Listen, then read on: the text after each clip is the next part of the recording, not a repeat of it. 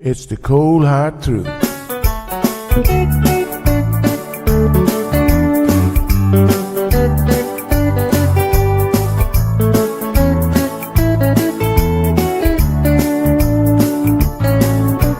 Everyone really want to know what's going on with her show. Just get on the air and you will know it's Sandra. The queen of the mile road is here, helping people from everywhere. Get on the phone and you will hear Sandra.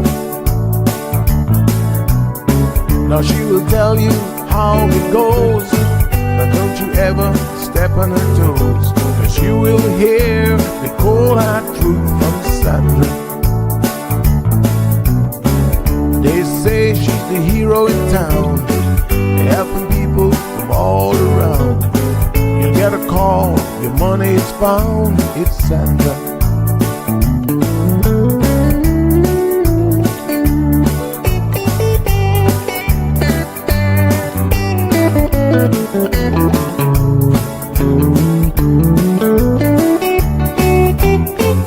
Some will call her late at night just to say that there is a fight, and she will not just leave it alone. She'll get up and call on the phone, and when politics starts on her show, everyone really wants to know the way that things will really go with Sandra. And some will start to criticize, get on the show and tell pure lies, but soon they will realize it's Sandra. And when they start to argue again, she'll pull the heads to the wind, and soon you will be a friend of Sandra. 'Cause every day everyone wanna hear from Sandra. 'Cause every day everyone wanna hear from Sandra. 'Cause every day everyone got to hear from Sandra. 'Cause every day everyone got to hear from Sandra.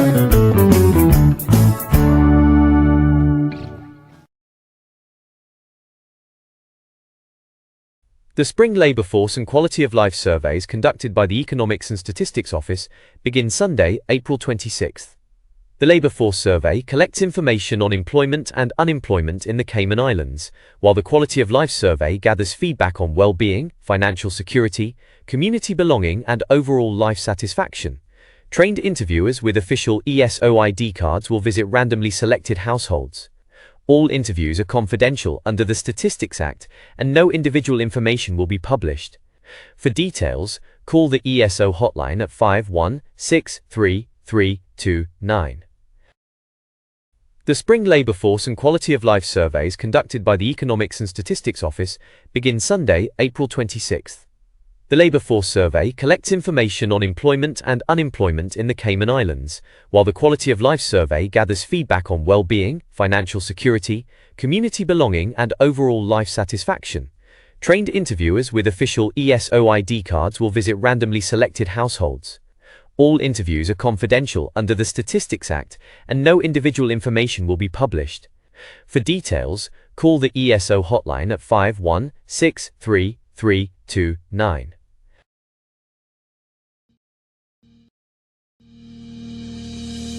The Economics and Statistics Office, ESO, is currently conducting the annual business surveys until June 12. The surveys collect information to answer questions like, how did the economy perform in 2025? In 2025, how much did foreign companies invest in the Cayman Islands? The surveys include all relevant entities that produce goods and services in the Cayman Islands. The surveys are confidential under the Statistics Act and are exempt from the Freedom of Information Act. Your response matters. Do your part. Fill out and return your survey forms to the ESO.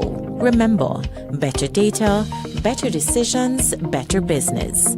For assistance in filling out the forms or for more information, visit eso.ky or call 244-4676 or 244-4600.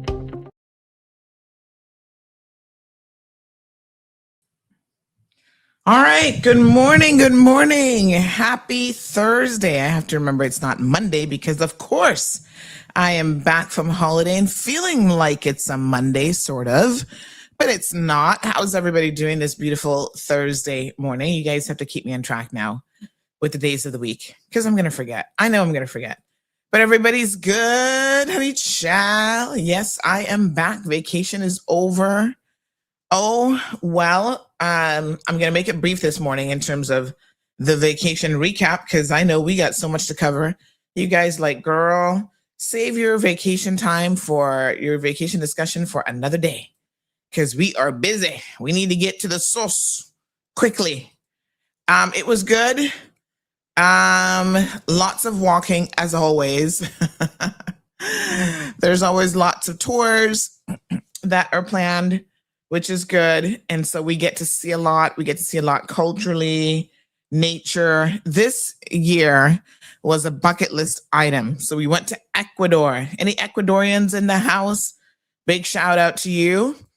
So of course you can't go to Ecuador without hopping in a plane and going to the Galapagos, where you can see the bluefoot boobies. Oh my goodness, they're so cute. You can see seals and all sorts of birds, very interesting and distinct birds to the region. We were in Quito, Ecuador. We were in the Amazon. Yep, a snake did not grab me, thank God. But the Amazon was really, really interesting as well. By that point in the trip, I was kind of like, oh man, I need to chillax a little bit. We were on a boat for a couple of days. So it was a good trip. It was a really, really fantastic trip. And thank you guys so much. I was receiving all of your messages telling me to hurry up and come back. Some of you were like, cut that vacation short, girl. We need you back here now. But it was good. All in all, it was a wonderful trip. Like I said, some mornings you got to be up like at 5 o'clock to catch a flight to go to the Galapagos. And those mornings you're like, vacations are meant to be about sleeping in. But anyway, that's how it is. These are group trips that I go on. So I like that everything is just planned out for you and you kind of just show up. So at some point we'll have a discussion about the experience in more detail, because I do want to talk about how, especially around the Galapagos area, they go to great lengths to protect their environment. And it's something that I think that, every single time I travel, the biggest takeaway for me personally is bringing back knowledge and information. Like I see things that are done right elsewhere. Sometimes I see things that are being done better than what we're doing here. And then other times I see where they're not doing so good. And there's lessons in that as well. There are lessons in, okay, we seem to be ahead of the curve a little bit in this particular area. So that's great. And I will share those as we go along over the coming weeks with all of you. So it went by quickly. The travel time in between was kind of rough coming back. We did an overnight flight. It's less than 4 hours to actually get to Ecuador, believe it or not, from Miami International Airport. But then we got in like 5 a.m. We did a layover and didn't leave until 3:30 out of Miami. So let me just put it this way. Any overnight flights, it doesn't matter. If it's only 2 hours or 5 hours, once you've interrupted your overnight sleep pattern and you're getting in like 5 a.m, you'll appreciate when I say that it's challenging. So we were wiped out yesterday morning at 5 o'clock, but they did give us a little bit of a layover, half a day at a hotel. So we got like a 2-hour nap, and then we were able to hit the road again and get back home. So pretty happy to be home. The one thing I tell you all the time is there's no place like home. There really, really isn't. I mean, what can I tell you? I can tell you all sorts of wonderful things about everywhere else in the world, and I will still say there's absolutely no place like home. There are things that are distinctly Caymanian, who we are, what we're all about, that you just miss, and oftentimes it's just a little things, the little conveniences. So one of the biggest takeaways from whenever I travel is how much I really love Cayman and how much I miss Cayman. Despite all of our challenges, I feel like this is still the best place in the world to be. So, yeah, so I want to kiss that ground when I be landing, honey child. I'm like, oh, I love you, Cayman. We're back. Now, can I please get some curry chicken and some rice and peas the way that we do it? And, just so many things that are us. This is who we are. And speaking of that, one of the other great things about these trips is the fact, like I said, it is a group trip. And I love having the opportunity to go with other people and get to know them at a different level. There's always someone there that I'm like, oh, I kind of see this person around, but I don't actually know who they are, right? And so, after a couple dinners, you get to sit down with people at lunch and dinners and on the bus. A lot of the bus tours, sometimes it takes a couple hours to even get there. You really get a sense of conversation. And there's nothing quite like it. And we have had some great conversations. I've gotten to know a lot of people better. And of course, there are lots of people on the trip who I'm just like, oh my God, I need to do a Cayman Voices interview with them, or I need to interview them about something else. And, that's just par for the course when you are, when you have the opportunity to sit down with people and to chat and to talk with them. So that's always exciting. And this trip was absolutely no exception. There were people who, you've seen around in the community for years, and you think about it, I've never actually sat down with this person and had a proper conversation. It's kind of weird in a way, but, it is what it is. And then you sit down over lunch and you find out, oh, wow, they're a parent too. They have a lot of the same concerns that the rest of us do. They've got university age kids, and they tell you about their children, and they tell you maybe a little bit about, their work-life balance. And so it's always super fascinating for me to have that connection as well. So all in all, a fantastic trip. So let's talk a little bit about what we missed. Oh my gosh, what is wrong with you guys? Whoa, you guys can't behave while I'm not here. Yeah, okay. So news was popping off. Of course, the team does a phenomenal job when I'm not here, just like they do when I am here. You almost don't skip a beat, right? The same, news posts, local news, regional news, international news, everything that is going on in the community, you guys are kept abreast of. So I know that there was no fear of you not getting the news. But I do know that a lot of you don't even read the news. You rely on this show to give you the latest source and to kind of keep you updated. But there was not a beat missed. And I thank our small team here at CMR for keeping on top of it and making that possible. There were some times, in fact, when I saw something that was posted and I thought to myself, oh, I'm going to just reshare that or whatever. And it was already done. So it was like, girl, try to enjoy your vacay and, don't worry about it.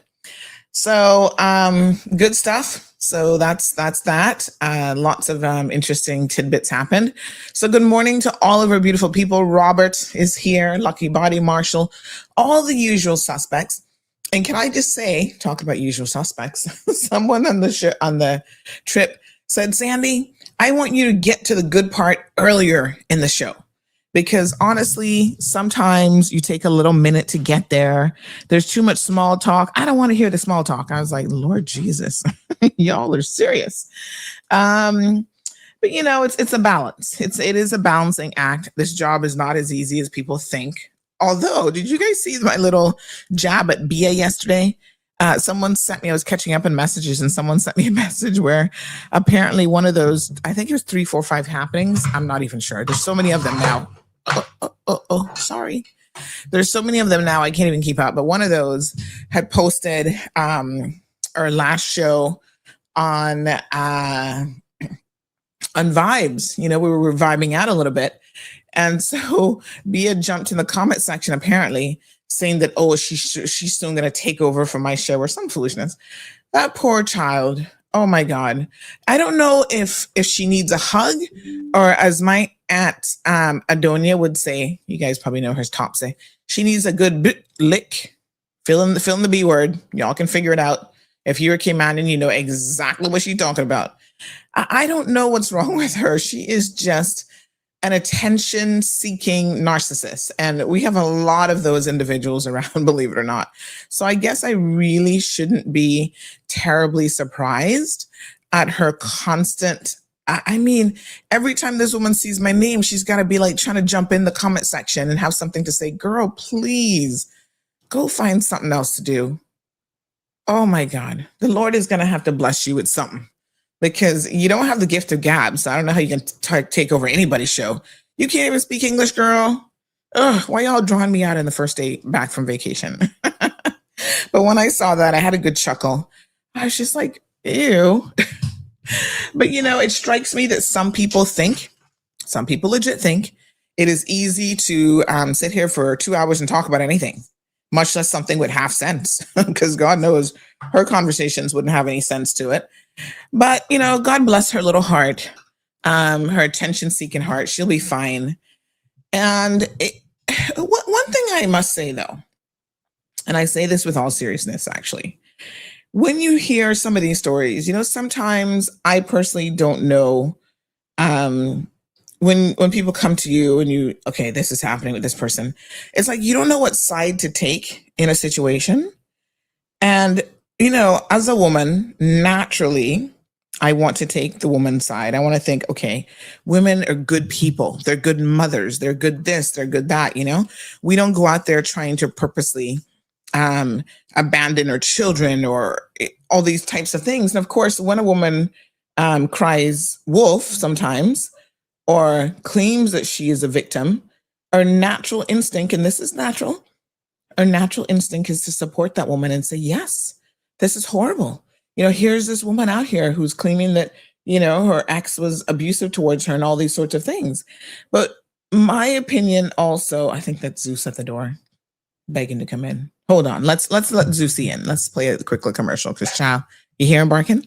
He's not going to leave us alone until I open that door. So hold on one second.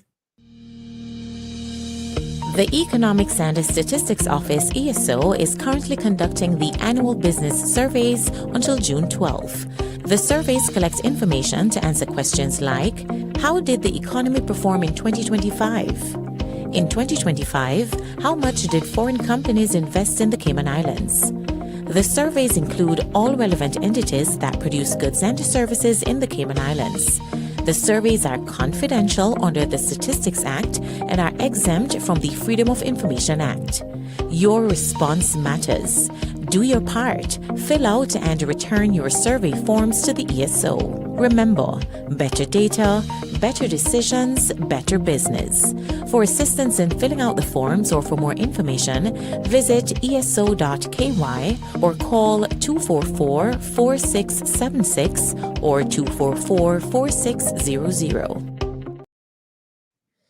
All right, folks, we're back. Thank you for your indulgence. But yes, my little pumpkin here, he was at the door saying, you better let me in.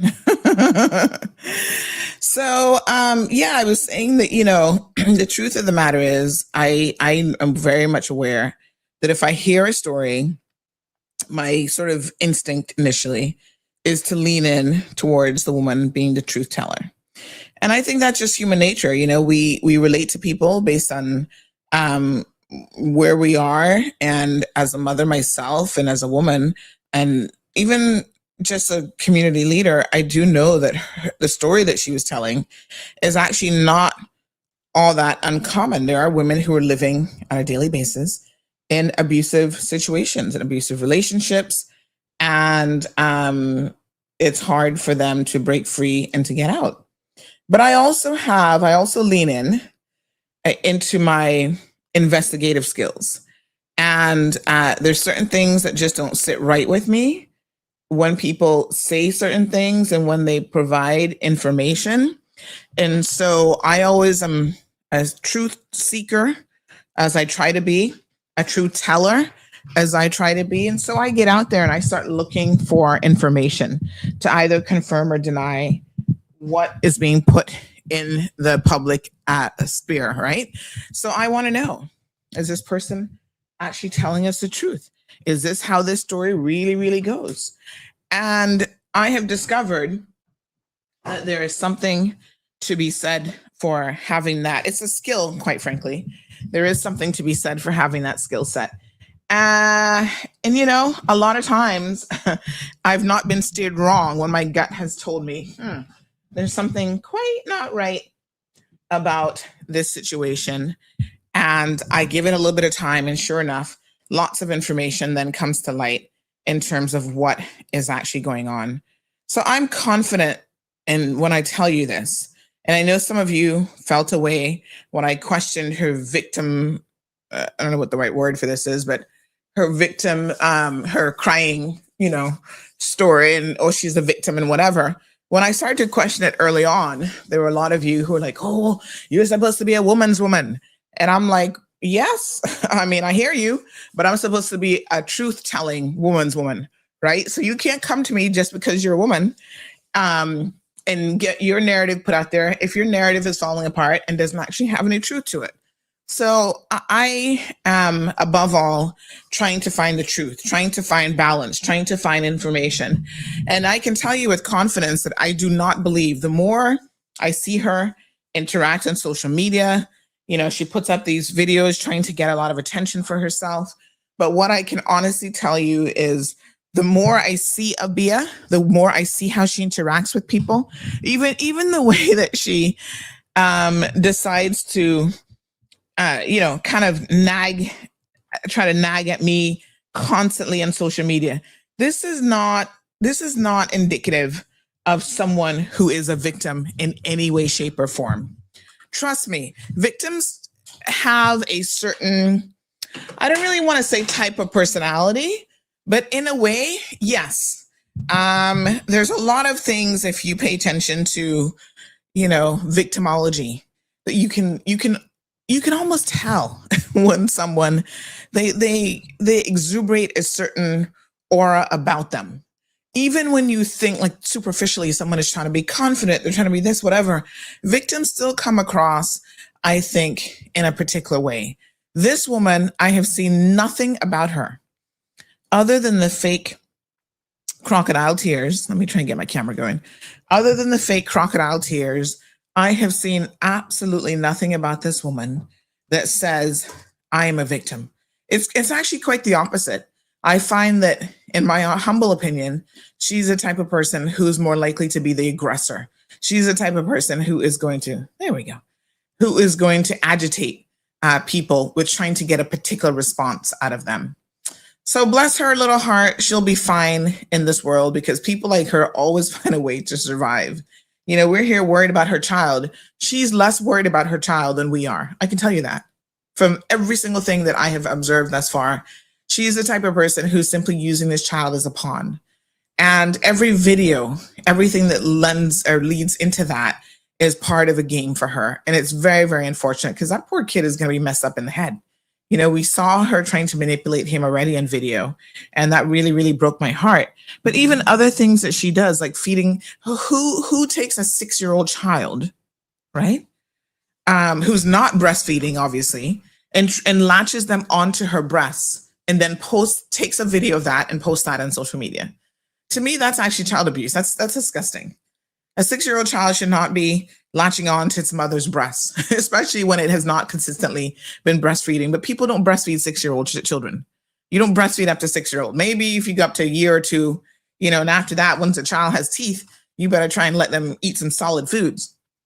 So everything she does is playing into this victimology, crying wolf situation where she's trying to get sympathy from the general public. And it's kind of sad. It's low key, very, very sad. So I know that poor kid's going to have some issues. I mean, if he doesn't already, the family here that has him, please put him in therapy because he's going to need it. With a mother like that, there are lots of us who have mothers who are challenged in different ways, and we need therapy as early as possible. And this is one of those situations. And, you know, let's just hope that she doesn't decide to have any more children, because one is enough. One's going to be enough. Speaking of horrible mothers, thank you guys so much for all the comments. I see you. But speaking of horrible mothers and people playing the victim card and also trying to constantly deceive the public, let's talk about Eve Highvoltage, aka, what's her real name again? Kasnique Cupid. When I was on vacation and the editorial was posted about her, there were so many women, interestingly enough, who were like, thank you for that. And I said, well, it's an editorial. One of her victims reached out to us and they said, yeah, but this woman is something else. And one of them couldn't even remember. They're like, isn't she the one who was illegally selling food during COVID? I said, yep, same one, honey child. They said, oh, never mind. They know her story. Shout out to the Compass. But I do think that the editorial was very much on point, that a lot of times the Compass simply gets it wrong. And we've talked about this before. Bless their little hearts. They're trying a thing about the human angle, right? And I think it's good. I mean, we touch on a lot of those here, certainly on this program. But you got to do your homework. You're literally missing the opportunity and missing the mark to be impactful when the case studies that you're using. My apologies. By the way, let me say this because my sinuses are starting to act up. Quito is 10,000 feet above sea level. And boy, did I have a little bit of a challenging time at times, even like properly catching my breath at that altitude. I didn't know that living at altitudes was like a thing, like, you know, your body has to get used to it, but it actually is. And did you know that they have a lower life expectancy because they're living at higher altitudes? I never knew that, but I guess God invented beautiful beaches and beautiful islands like the Cayman Islands perfectly for us. So for those of you who are living at high altitudes, I'm sorry to give you the bad news, but apparently it even impacts your life expectancy. But I could see getting used to it was a little bit challenging. And I still never got used to it because we were like in and out of Quito, in and out of the city. And every time I would come back, I would notice that my breathing was very, very labored. So I came back I had sinus issues throughout the trip, and I came back with sinus issues as well. Miss Daisy says, welcome back, Sandra. I did miss the show very, very much. Thank you, honey child. But yes, you know, getting back to the Compass and how they approach these human interest stories, we'll call it that for now. They got to do their homework, you know, and what it speaks to me, I'll tell you what the observation I'm making about it is: the people who are writing these pieces are not Caymanians. You know, I know the Compass might be a little bit stretched to find Caymanians to work with them and for them. I get it. It is a difficult challenge, especially in the news business, but y'all are you're missing the mark completely. So I don't know. So they keep picking people and doing these human interest stories on individuals that, quite frankly, they should not be selecting. And Eve Highvoltage is but yet another example of them simply picking a poor specimen, a poor example that we're supposed to be sympathetic towards. It's like, come on. Do you not live here? Do you not live in this community? Y'all don't know. And it just, you know, it strikes me that there's a lot of people who live here who are very much far removed from reality. They don't know us. They don't know who we are. They're not really living in the community. You know what I'm saying? They're living on the other side of the railroad tracks, where they go to their little dinners at their little fancy restaurants. I guess that's part of life in Cayman. But then when you're in the business of like writing news and talking about people and putting people up on a pedestal, because that's what they're doing here. Oh, you know, the prison conditions and this and that. Well, how about you don't go rob somebody and leave them with PTSD for their entire lives? Like, we all have choices that we have to make. And so forgive me for not being entirely sympathetic. And I think that all prisoners should have minimum standards in terms of, all prisons should have minimum standards, et cetera, et cetera. But yeah, I'm not going to be like, your comfort level needs to be all the way up here, as though we're not paying for you to stay at Her Majesty's palace. Like, come on, right? We pay for you to be incarcerated because of your poor decisions. And Eve Highvoltage reminds me a lot of certain family members that we have floating around the place who want to have this perception in public and want to live this particular lifestyle, when the truth of the matter is they're narcissists. They're out here stealing from people. They're thieves. They're liars. So they're some of the worst parents of the entire century. They're out here living this life that is like OMG, right? And so my sympathy level goes all the way down to the bottom. But the compass consistently does this, like all the time. They did it with Quincy, bless his little heart. Oh, he's recovered. And, his struggle with drugs. Really? Okay, not to pick on anybody this morning, but honey child, we are back in the thick of it. So we can simply tell the truth. No one in their right mind who lives in Cayman would ever do a recovery story on Quincy until he's been clean for at least 20 years. Because we all know at Quincy, it is this vicious cycle, right? Clean, not clean, clean, not clean, clean, not clean. Walk around naked, butt naked, not naked. But it's like, huh? Right? So you live in Cayman and you don't know Quincy's life has been like a constant yo-yo, and this man hasn't been clean for any significant period of time. So why on earth would you do a story about, oh, now he's sober and he's clean, he's on his way to, y'all need to go sit down. No, he's not. And unfortunately, he's got issues where he loves the attention. So he might be clean for a month or two. He actively goes out there and tries to seek out media to prop him up and to bolster him. You guys saw it on the show. The last time he called on the show, well, why aren't you giving me accolades about all the great stuff I've done? I was like, what? I'm like, Bobo, you're not talking to me, though, there's not a compass over here. So I'm like, the great things you've done, we need a reality check. And so I had to check him that day, and I know he didn't like it, but that's his business, right?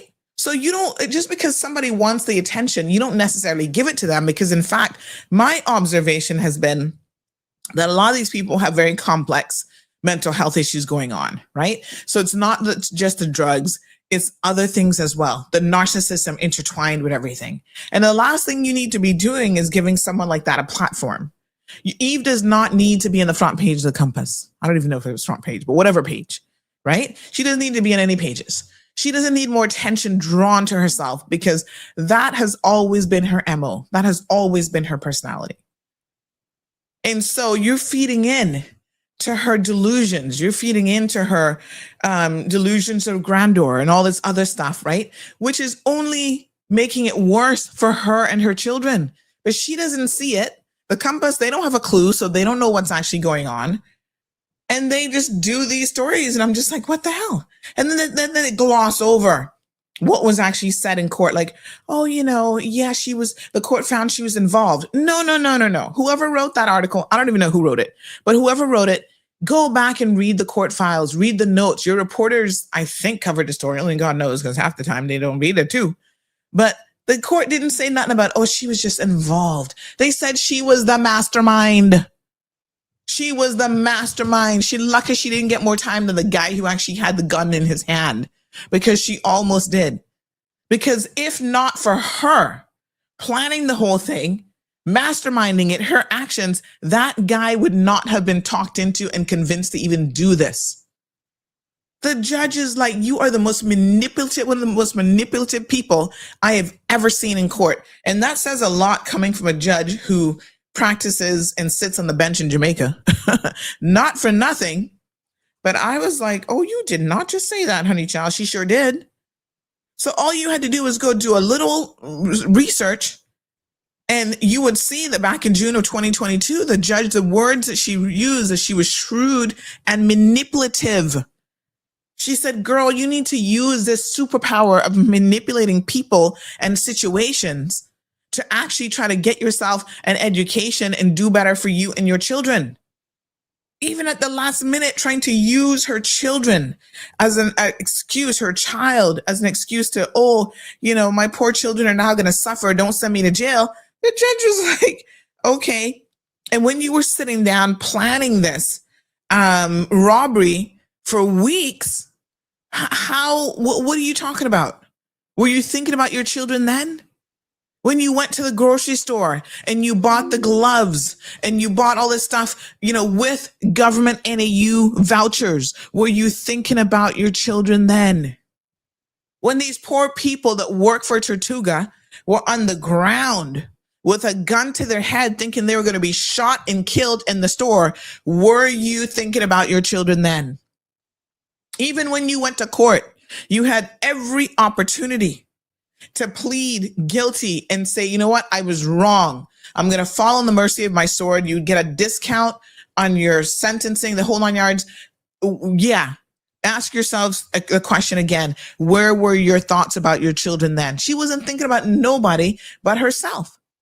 She had the audacity to sit on the stand talking about how high fashion, fashionista she is. All of her going out clothes have to be customized, because that's how she's balling out in these streets. And now you give the Compass an interview about, oh, woe is me, when I barely had stable jobs. Girl, please go sit your backside down. You should go sit down all the way to Amazon. Because I'm like, what? What you just said? You barely had stable jobs, but yet you were the same one right here on this show. I know y'all be forgetting. This is when we had 2019. Before COVID, we actually had a evening segment, Tuesdays and Thursday evenings. That's how the Cold Hard Truth started out. And she got in the show talking about her weave that she buys, hair by the pound, how much she pays for it, right? The cosmetic surgery that she's getting done. She's getting her whole, makeover, BBL and this and that, and her snatching in the waist and all kind of foolishness. And saying that how she gets the money to do it and what she does with her money is nobody's business, because she has Caymanian children, and you better take care of her Caymanian children. Y'all know what I'm talking about. This is nothing new to any of you if you actually pay attention to what's happening in the community. But once again, the Compass ain't paying attention. This is the part that gets me. I'm like, how y'all, what? Like, really? Oh my God. I cannot even with you people. It's just like, no, sir. Anyway, I feel sorry for the Compass. I guess they're trying a thing, but they just continually miss the mark. Remember, even the young lady that, a mother of 8, I think she actually had 9, or she had one more than she actually told them, is, out here all upset and trying to find housing and this and that. And then when you start to dig into the story, again, this woman has been playing the system. I'm not saying she doesn't have a lot of kids, and I'm not saying that, we should try to sort her out, but her issues, this isn't a housing issue, really. This is a woman who has made a lot of poor decisions in her life. Having 8 children is a poor decision. I hate to tell you, but let's have a come into Jesus moment. Nobody in their right sense has that many children, because we can't afford them. Let's pay attention, right? But anyway, ultimately, we have people in this community who are, I don't even know, but they are playing the system. And so when you fall into that as media, I think you become part and parcel of the issue as well. And it's really, really unfortunate. Start digging a little bit deeper. This is the advice that I would give to the Compass. Dig deeper before you highlight these people. And I don't mean just being like, oh, they're going to show you a certificate, and then you go, oh yeah, okay. That certificate looks great. Oh yeah, so she has done a little online course. No, you got to really dig a little bit deeper than that, because what you're doing is you're elevating people in the community and you're putting out their stories as, oh, here's a story of how the system is broken. And don't get me wrong, I'm well aware that the system is broken in a lot of different ways. But if those are not your best cases to put forward to demonstrate how the system is broken, what you end up doing is you have this backlash of, wait a minute, this is the best that the compass could do to show how there's issues in the prison? She's not your test case. Quincy is not your test case for being an addict in recovery. That other young lady is not your test case for people who are homeless in Cayman and need to get it together. No. Right? Do better. Try and hire a Caymanian to do those types of stories so that when you say, okay, let's do a human interest story on, I don't know, whatever.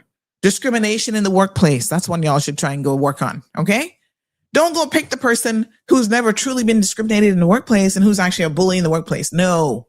You got to do your research. And so that is the problem. Good morning. Zimja says those people running Compass have no interest in hiring local Caymanians as journalists. Morning, come. Well, I'm not going to say that entirely because they do have a few Caymanians on who are there. For example, what happened? Only what's in the thing. I had all the, I'll tell you later. So when we see, the few that they have there, I think they what's the young lady? Oh God, I can't remember her name now. Shanda Gallegos over there. But she's not the one who's doing these kind of stories, which I think is kind of interesting because to me, Shanda is the person that you put on this beat because Shanda understands and she would know maybe a lot of these people in the community. And so she's the person that, would have a better understanding of what's happening in relation to these types of things. But for whatever reason, I think they have expats writing these stories, which doesn't make any sense to me. Listen, I run Cayman Mall Road, obviously, right? And Renee, who is Jamaican, lives in the US. She's worked for regional newspapers and stuff before. There's certain stories that I cannot have Renee write because she doesn't understand the context of what is happening, right? And so there are times when I will step in. I said, hey, this story is about to come down the pipeline, or I'll do it myself. Because it needs that level of that little tops, as Caribbean people would say, right? Of understanding. Yeah? Of context. Those things are significant and important. And so I don't know when they wrote that story, if they didn't go to the one or two Caymanians that they do have on staff and say, hey, can you read this story over for me and tell me if this actually makes the mark? Because putting Eve Highvoltage, aka Kaznique, whatever the heck her name is, on a pedestal is the worst story that I have read in a really, really long time. Good morning, honey child. Let me get to some of your messages. And then we got to talk about Cayman Prep because, oh, Jesus Christ. Oh, Cayman Prep. I wish I had a magic wand to help Cayman Prep, but they're not listening to nobody. They are not listening. So unfortunately, they're going to continue their decline. And it's really, really unfortunate because they're such a good school academically. But anyway, we'll get to them in a hot second here. So let me read some of your other comments. By the way, big shout out. I know some of you are anti-AI. You guys are up in your feelings about it. And someone said mercy of the court, not mercy of her sword. Yes, thank you. Yeah, she could have thrown herself on mercy of the court. And she didn't do that. She had every opportunity, folks, to, get her life together.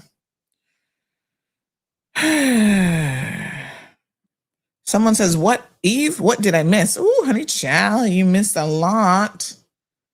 Let me send you the editorial. Read it. I know y'all be waiting for me to come back to give you all the news. That's why y'all don't be reading. You got to read because we don't have enough time on the show to get to everything. And boy, sometimes there's some real nuggets in the news that it's like, girl, you better try and read that story. Okay. So I was saying that I know some of y'all up in your feelings about AI and, oh, Sandy, don't use AI. Let me tell y'all something. I am on this AI bandwagon. I am not just pedaling the AI cycle. I got that. It's like an e-bike and I have it in 5th gear on the e-bike and I'm 6th gear. You know, I always thought there's only 5 gears to a stick. And turns out when I had that Type R, I discovered, oh, some cars got the little extra 6th gear. Mess with them. And I always found it challenging, though, because I only learned to drive in a 5-speed. Sometimes I found it challenging to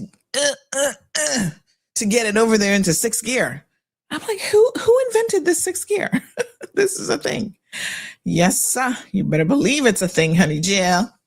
Anyway, I am here to love AI. I understand, obviously, some of the concerns with it, but I'm learning as much as I can. I'm tweaking my life around it. I'm utilizing it, and it is a wonderful tool if you simply use it in the right way. So look at this beautiful layout now for comments. I mean, I love this. Who's going to complain about comments looking this good? You know, I've been screenshotting them normally forever, and the other day it occurred to me, why did I jazz it up a little bit? So because I'm doing this in real time, you know, this is a comment that literally just came in at 8:17 this morning. Sometimes it takes like a quick little second for the computer to do its thing. But isn't this gorgeous? So don't y'all be messaging me about your AI thoughts, because honestly, I don't care. It ain't going nowhere. It's here to stay. And we just got to figure out how to have it make our lives better. And here on this platform, we are going to use it to the full extent. All right. Let me see here. Okay, so let's read this comment. This commenter has the following to say. This issue in Cayman is a lack of self-accountability many of our people prefer to live by. They make no effort to improve their own lives, and yet no shame in blaming the government for not helping them or making their lives better. Where's my kaboom button? Kaboom! Say what? Give him another kaboom. Hold on. Kaboom! I could not have said this any better myself. That's exactly what this is all about. Accountability, self-accountability. Thank you to the author. Absolutely correct. 1,000%. I feel like a lot of us are guilty of this, right? Even our young people. Every time I do a Cayman Voices segment, it strikes me how our forefathers grew up poor, impoverished. They didn't have as many opportunities as we have today, as many opportunities as our young people have. And yet they sit down and moan and groan and complain and meow, and this and that. I'm just like, y'all need to do better, right? Go talk to your grandpapa and see what they had to go through back in the day. Because it would give you some real understanding of the sacrifices, number one, that our forefathers were making. And nothing is going to be handed to you in life. So, you know, come on, y'all got to do better. I'm not here to hold anybody's hand. Half the time y'all be telling me your stories, and I'll be like, really? Are you serious right now? No accountability whatsoever. And it just strikes me as really, I mean, it's ridiculous. It is just absolutely ridiculous. And so one of the things here is we're not here to make y'all feel good. That's not the purpose of this show. Okay? I want to be very, very clear about some of these things, because I get it that you guys are, everybody in this day and age is like a feel-good parade.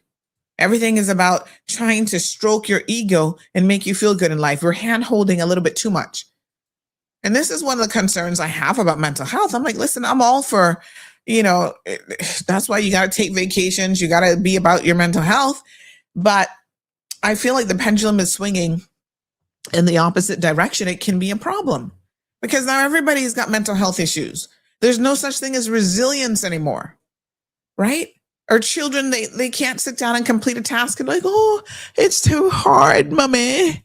And I'm just like, do I look like I'm here to make your life easier? Seriously? That's not the bandwagon that we're on. Yes, life is hard. Cry me a river.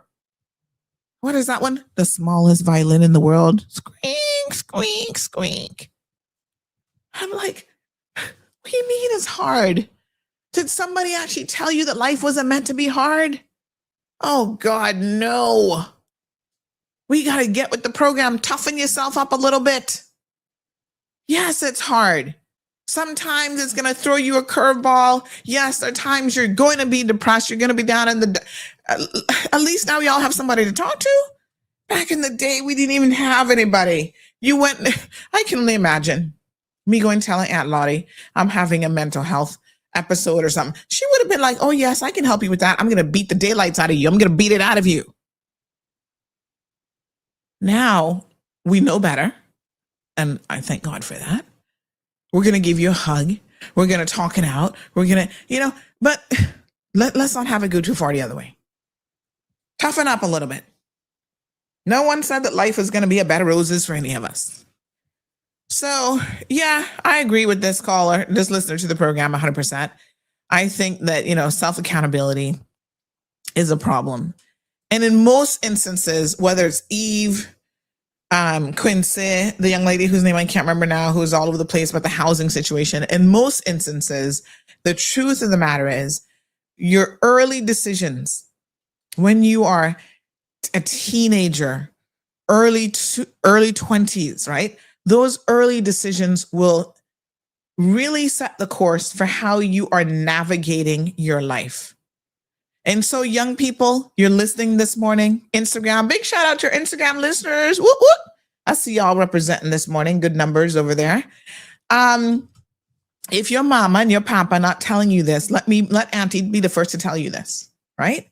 Those decisions will set the course, the pathway of your life. I remember people sitting down with me at that age, even about school, right? I wasn't serious really about school until I knew it counted.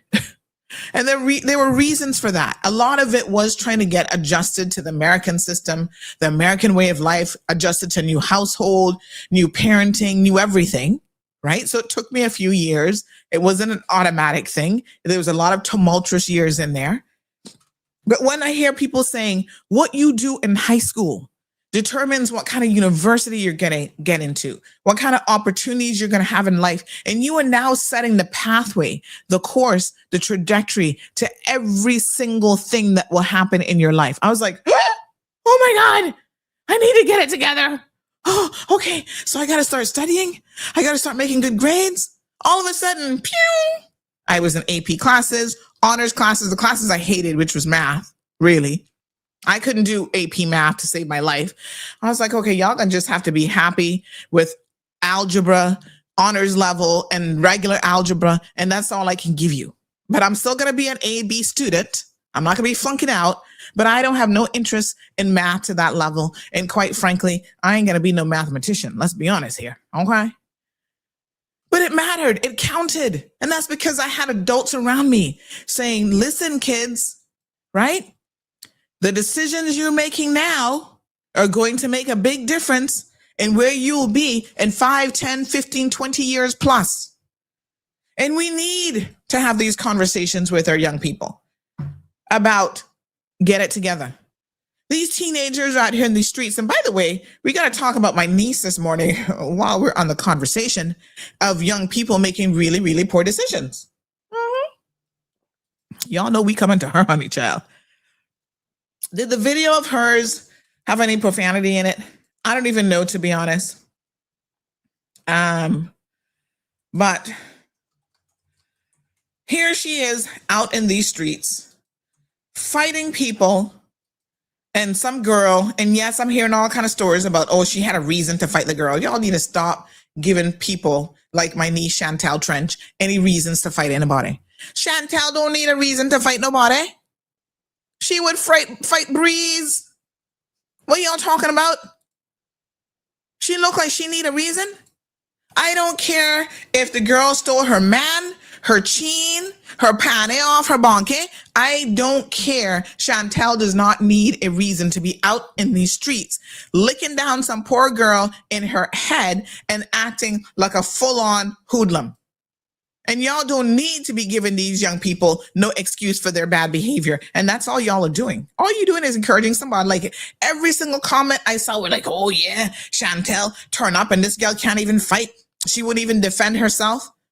I mean, I felt quite frankly very, very sorry for this young lady because, you know, not everybody is a fighter. Some of y'all just are hood rats, and you can fight breeze, as I said. But at the end of the day, this girl, you know, it's sad that she couldn't defend herself, because I can tell you one thing I do know, right? And I see this with certain members of my family, and I'm not going to call any of her other aunts names so y'all can get all in the mix up. But if you know, you know. They just love to fight. That is who they are. And not everybody is like that, honey child, right? And so they grew up in the streets learning that this is how you resolve conflict. This is how you resolve issues. If somebody steals from you, you're going to beat them in the middle of the street. That is not how you do it. The only time you should be getting physical with someone is in self-defense. Now, I'm a firm believer that you don't put your hands on nobody, and then I have to put their hands back on you. And so y'all need to be learning some self-defense, because I'll tell you the truth. One of these days, Chantal gonna buck up on the wrong person, right? Somebody said, oh, Sandy, she always be trying to pick on people half her size and this and that and da-da-da-da. And I said, yeah, one of these days she gonna pick on somebody who is half her size, but still know how to kick her behind in the middle of the street. So, I mean, y'all need to get it together. Huh? Everybody's the big bad wolf until the real big bad wolf come from around the corner. And then what? And it's just stupid, because you're not going to be able to keep a job. You're not going to be able to stay out of jail. And if this was a one-off situation where this was like the first time that Chantal is in some kind of mix-up like this, as her aunt, yes, I might be willing to be like, let me try and give her the benefit of that. But you know, I'd be on these streets still being like, what's going on? What really happening here? But she's doing this consistently. Chantal loved to fight. I tell y'all, she fighting breeze. When she's sleeping, she must be sitting in her sleep like, pew, pew, pew, pew. Beat up somebody. I wish she'd be doing it in her sleep. Because these children just grew up in the streets. Poor her. The worst thing that happened to Chantal is, unfortunately, when my poor sister decided to send her to Jamaica. Because I'm going to tell y'all something. This is a Caymanian thing, certain people, right? You send your children off. I don't know why y'all think Jamaica is the Holy Grail, but anyway, I guess that's what you can afford. You send them to Jamaica to have other people raise your children. And you don't actually know who is raising your children and what they're being exposed to. Like a lot of Caymanians, like, oh, you know, the school system better in Jamaica and then get a better education. I'm like, listen, I have a philosophy about this. Don't send your child nowhere. You keep them so you can teach them your morals, your value, your structure, all of this, right? When you send them to other people, you don't know exactly what it is that your children are being fully exposed to. And that is what has happened with Chantal. She obviously was around people who were, yes, AJ, doing nothing but fighting breeze and living this ghetto fabulous lifestyle. And that, unfortunately, is what she was exposed to. So now that's what she knows. Huh? Girl, stop it. Take it from me. Who's on drugs, aisle 2025? Which one on drugs? Take it from me, because this is not a good look. What are you going to do up in jail? You're going to be sitting down next to Eve, braiding Eve's hair? By the way, just as an aside, did anybody notice how Eve got this hair by the pound all the way down to her bonke and beyond? How the hell y'all have time? Well, let me rephrase that. Because I guess the only thing you have in prison is time. That's the one commodity that you are definitely full of time. What? I'm looking at the hair going, where y'all get all this money to do that? Them braids not cheap, not even in prison. Prison coins, they be expensive, honey child. Oh my God. But yeah, she not missing a beat. No, sir. The same, what should say, hair by the pound that she's paying good money for. Indian weave quality, horseback hair, whatever y'all calling it these days. She paying good money for that hair, honey child. You better leave Eve alone. For those of you who didn't see the Compass article, let me see if I can show you real quick. It's kind of funny. Oh, see, look at the long hair. I was like, yes, sir. Prison life got it going on, honey child. Y'all be trying to find an excuse to go up in prison so y'all can get some good hair. Anyway, Chantel's on drugs. What? What kind of drugs? Oh my God, are you serious? My niece is on drugs? What is she taking? Because she it must be some kind of bad spliff or something, because her decisions are really, really poor. Anyway, when she up in jail, she knows which aunt not gonna be visiting her. Raise your hand. Which aunt will not be visiting you in prison? That would be me. Me. Yep, not me. I'm not coming in and write no story about your life. Oh my God. All right. So that is another bag of mix up in a story. I have spoken briefly to the young lady who was involved, and this is a story that parts of the story now that we get. And like I said, I'm not in the streets with these young folks. I think most of them not got no sense. The foolishness that y'all be out here fighting over is just absolutely ridiculous and stupid. Y'all need to get your lives together, because in no time you're going to discover that all of this is for what? What are you out in the streets fighting for? You think in 10 years, Chantel, that any of this is going to really matter and make your life any better? Like, you really have no sense if you believe that's going to be the trajectory, right?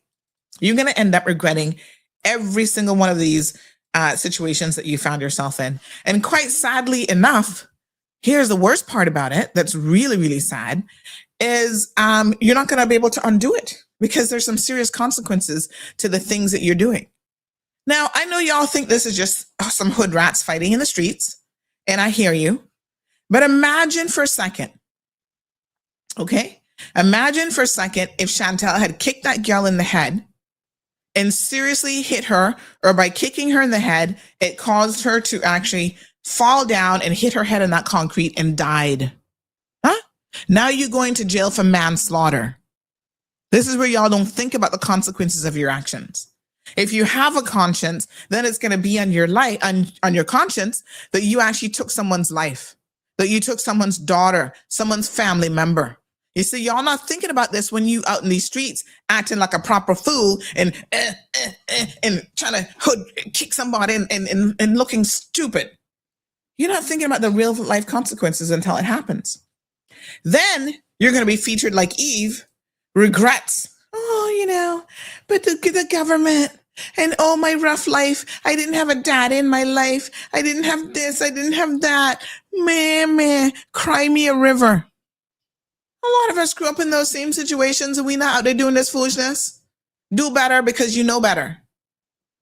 And it's not like these young people don't have no sense. Some of them are actually really, really smart and intelligent, and they're still out here doing the most.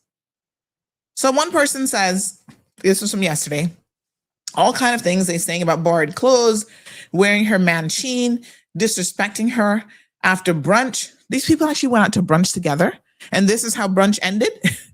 A brawl in the middle of the street? Are y'all serious?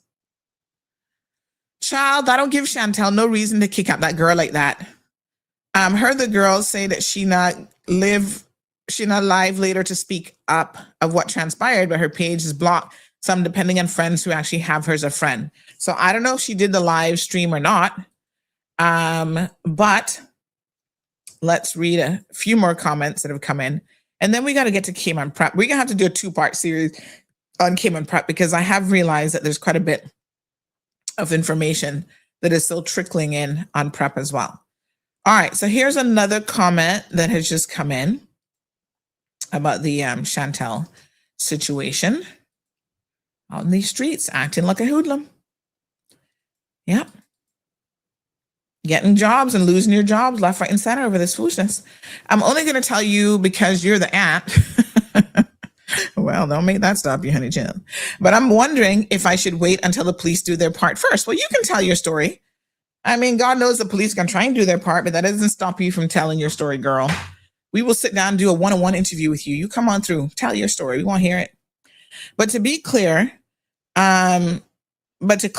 she's had secret animosity towards me, I think that's supposed to say, for over my brother, because she used to read conversations in my brother's phone, but she's clearly making it seem like it is over a stolen chain she took and a boy I have no dealing with. As you can see, it's a huge mix-up situation. And so it's just ridiculous, you know? And it's really, really unfortunate. I mean, in the middle of the fight, obviously, she can say whatever she wants as the reasons, a chain, this, that, whatever. But we don't know. We don't know, like the person said, this runs deep. Okay.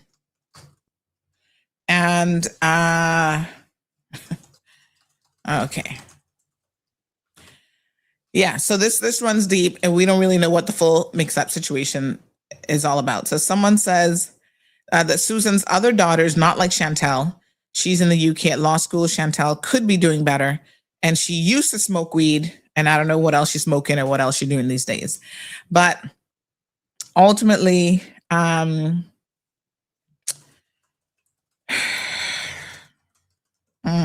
a hot mess.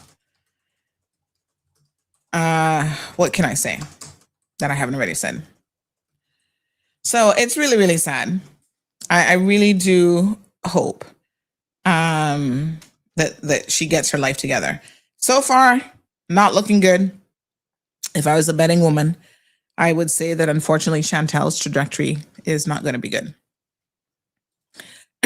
All right, let's take a quick commercial break. The Economics and Statistics Office, ESO, is currently conducting the annual business surveys until June 12. The surveys collect information to answer questions like, how did the economy perform in 2025? In 2025, how much did foreign companies invest in the Cayman Islands? The surveys include all relevant entities that produce goods and services in the Cayman Islands. The surveys are confidential under the Statistics Act and are exempt from the Freedom of Information Act. Your response matters. Do your part. Fill out and return your survey forms to the ESO. Remember, better data, better decisions, better business. For assistance in filling out the forms or for more information, visit eso.ky or call 244-4676 or 244-4600.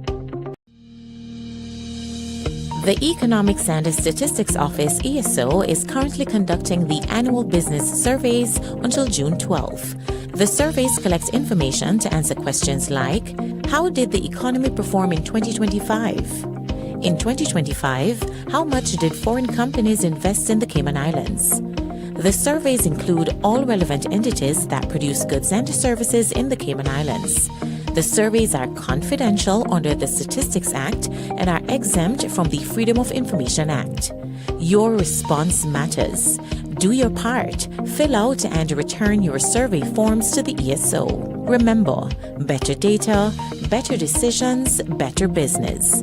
For assistance in filling out the forms or for more information, visit eso.ky or call 244-4676 or 244-4600. All right, honey child, welcome back. Right. So I'm going to wish her the best of luck. Like I said, you know, it's a very, very unfortunate situation. Let's just read a few more comments, then we're going to move on to Cayman Prep.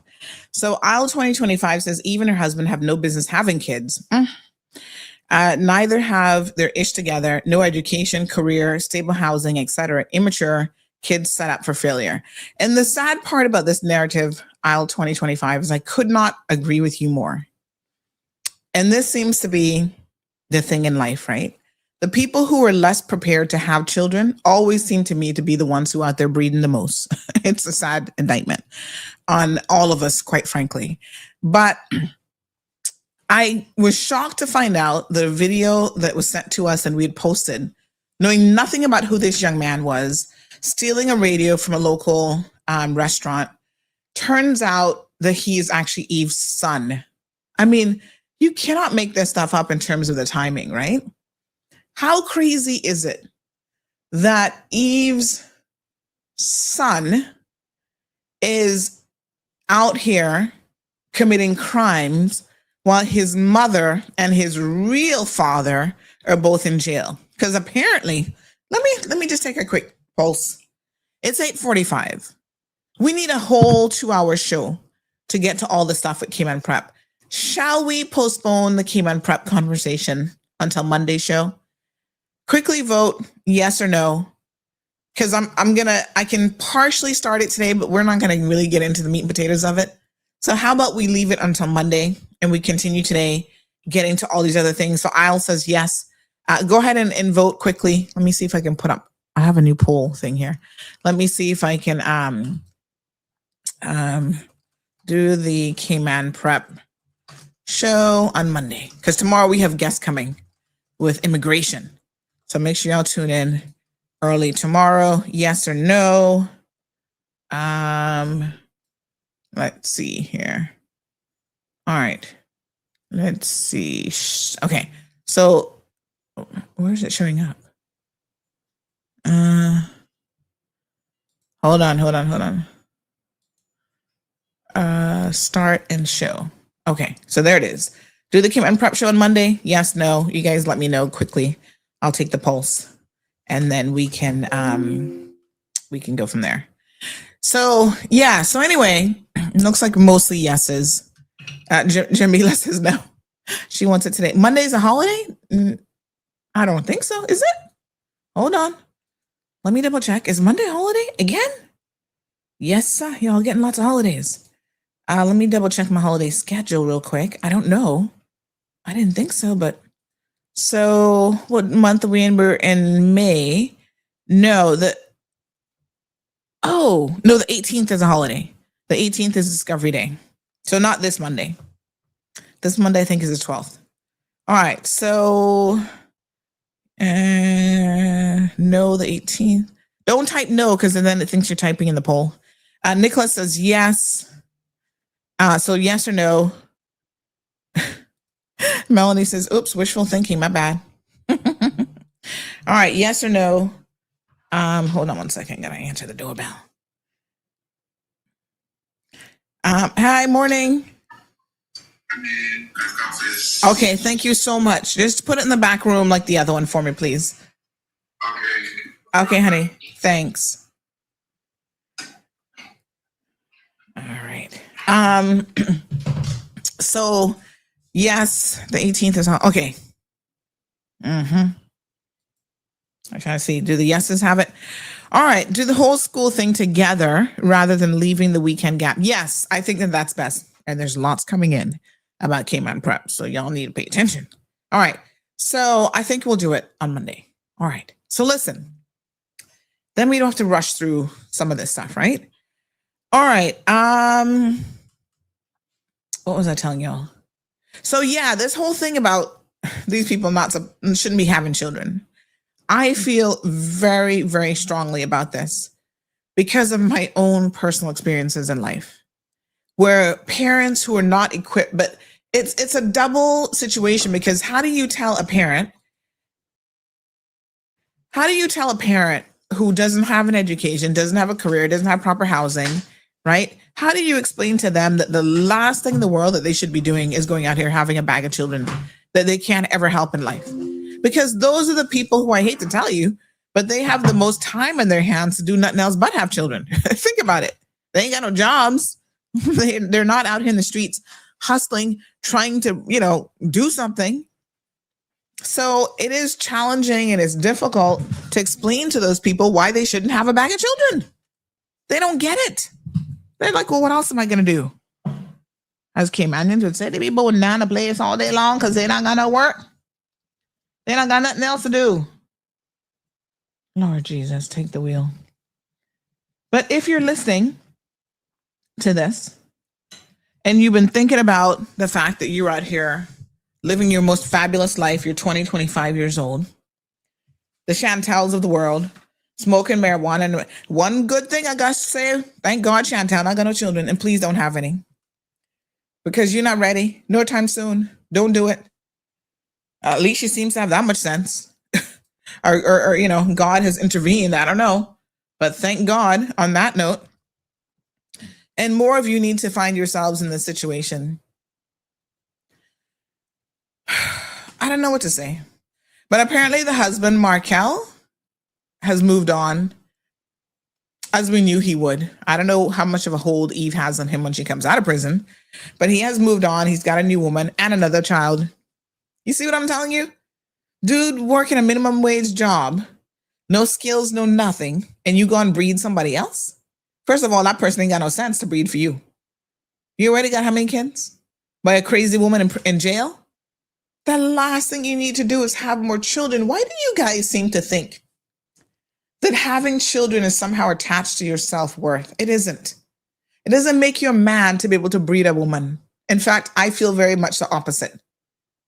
It makes you less of a man to bring a child into this world that you can't do nothing for.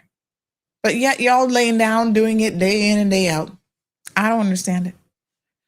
Jojo, good morning, says when a man knows that he's been forced to take care of a child that is not his, not she.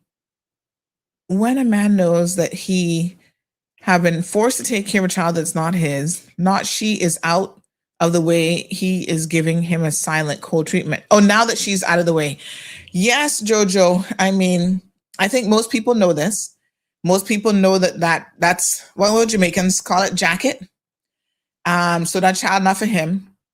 And I think that evidently, you know, I guess she lied. I don't really know.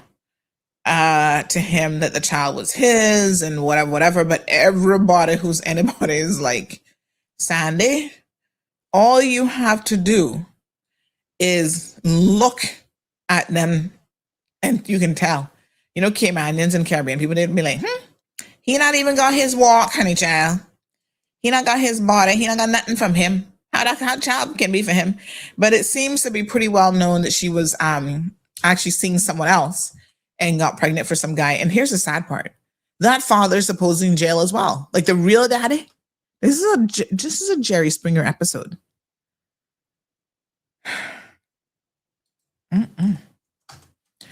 Anyway, unfortunately, yeah. So this commenter says, true, I told Susan that, especially Jamaica, not a weed head. Them Jamaicans start smoking weed too young and their brain cells burn out. The men in their 50s and so immature. As long as they can show off to impress others, they do it, and they have no pride in themselves and good morals. Yes, don't get in their mix up. Yes, I need some therapy. All right.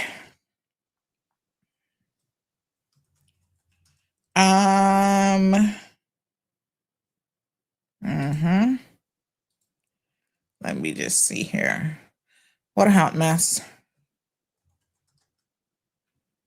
Okay. Response, scratch that. Ah, Lord have mercy.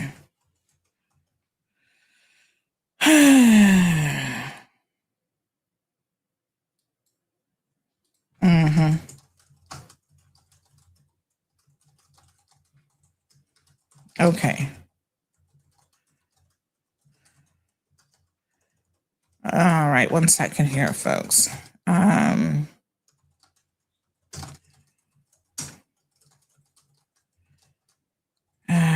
Lord Jesus, these people are special. All right.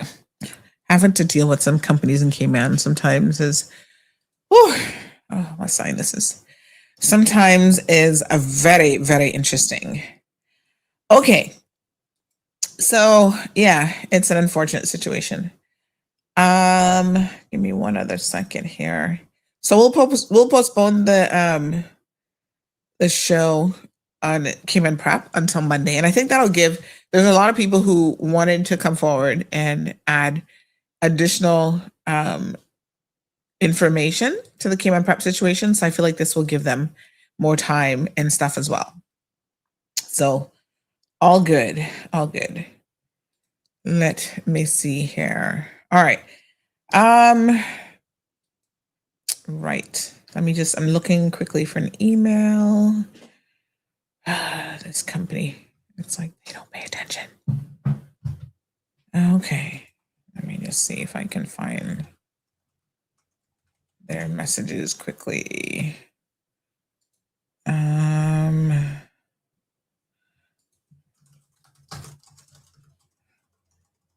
Okay.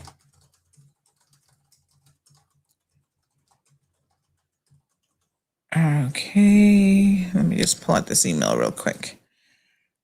These people are forcing me to be distracted. Oh, you need to sign an agreement. I don't have time to sign the agreement. I'll just send you the money. You just get it done. We don't have time to waste right now. Okay. Okay. Send me your bank account information, because if I don't even see that, how the hell am I supposed to pay you? Lord, you view your bill online. I don't want to view it online. I want to pay it online. Okay, they're with CNB, I think. Is this a CNB account number? They don't even tell me. Lord have mercy. CI savings account number. Oh, that's Butterfield. You see, I was about to send money to the wrong bank. All right, give me a second here, folks. These people are supposed to be going out this morning to service a property, and now they're like, oh, we need the agreement. We need that. I'm like, look, I'm just going to send you the money. Okay, just get it done. I ain't got no time to talk about no agreement. I will send that to you later. Okay, so let me see here now. Roaming Knight says, because the education system is better, but you're right, it depends on the household and community your child grows up in. Listen, I hear what you guys are saying about the education system in Jamaica being better. I can't really comment too confidently on that. I mean, when you have a population of 3 million people, I would hope that you have some top performers coming out of that. Does that mean that generally speaking, the education system is better? Well, how do you define better? Because I find that in Jamaica, a lot of times lack of resources means that that unfortunately, there's certain things that you're not going to be able to get access to, right? So does that mean that it's better? I don't really personally think that that's the case, right? I mean, that's generally speaking in the past, there were, and when I say in the past, I'm talking about our parents. A lot of them had to go to Jamaica because in Cayman, you only got up to, age 13 to go to school. There was no opportunities outside of that to go off to university. So yes, they went to nurses' colleges, they went to university and so forth in Jamaica because those opportunities were there. And so you see, at the end of the day, it really comes down to opportunities. And if you don't have the respective opportunities, right, it don't make no difference what people think about, oh, well, is every single instruction, every single whatever, is that better? I don't know nothing about that. What I know is it can't overall be a better experience if you're actually sending your children into environments that are really poor with no structure. Good morning, caller. Oh, hold on. I can't hear you. Hold on one second. Let me just unplug and plug it back in. Hold on, honey child. Let's try that again. Hello? Can you hear me now? Oh, yes, I can hear you now. Wonderful. Good morning. Good morning, Miss Sunny and Cayman Peeps. First of Yes. all, I have a bone to pick with you. Oh, geez, I'm Who allowed that unauthorized vacation? I sat down and bite off all of my meals. No. My goodness Oh, gracious. my gosh. Man, I felt you went for forever. I had felt like a year and a year didn't come yet. Man. Miss Sandy, you're Yes, talking ma'am. on some topics. I want to drop it in real quick. I don't want to Okay. pull up the line. All right.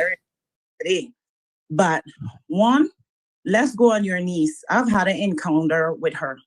I did. I encountered with her. Very unstable individual. Maybe within there's a sweet person. I don't know. You can tell there's a lot of trauma there. It was just a simple occasion. We were out at brunch as well. We were talking among ourselves as friends. She was outside and she made her way in. You can see she was totally intoxicated and she just carried on. And of course, me, I was changing my ways. So, you know, everybody around was like, you know, pick everybody else, but not that one. That one not too right. Referring to me. Right. So I paid her no mind because, you know, everybody gets a pass. And we both throwed our words cross and cross, making our, you know, selves known. So we decided to leave, and while we leaving, we went downstairs. You can tell it was a pick of some situation because she made herself downstairs as well. Oh boy. She made herself downstairs, and when she came down, she performed. And so therefore, unlike the young lady on the ground, that was not the case for her. And I thank God in a time that happened, camera wasn't so prevalent because all of me was very ashamed to have be on a camera, but I was defending myself. If you didn't understand it, you wouldn't, you know that I was defending myself. She also has a crew of boys, a crew of young men, able-bodied working individual with her. They always, if it's not them, it's another set, but she's always with a group of boys, right? And they encourages the situation all the time. Wow. Right? One of the young man played stupid and put his hands on me, and I had to defend myself.